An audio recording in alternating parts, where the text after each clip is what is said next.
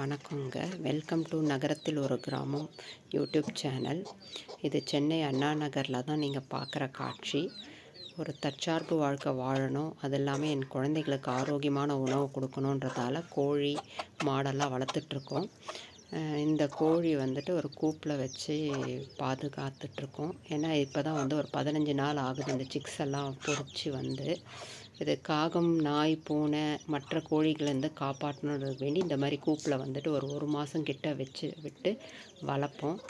அது அவங்க அம்மாவுடைய தாய் பாசத்தை பாருங்கள். அது அந்த குட்டிங்களுக்கு எவ்வளோ அழகாக அந்த உணவை முதல்ல அது வாயிலே நல்லா நொறுக்கி தாங்க கொடுக்கும்.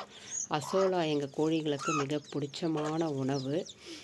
கம்பெல்லாம் கூட பார்த்திங்கன்னா அது வந்து தன் குட்டிங்களுக்கு எப்படி சாப்பிட்ணுன்னு சொல்லி கொடுக்கும். முதல்ல அதை கூப்பிட்டு அதை தன்னோட அலகில் நல்லா உடச்சி அப்புறம் அவங்க குட்டிங்களுக்கு கொடுக்குங்க.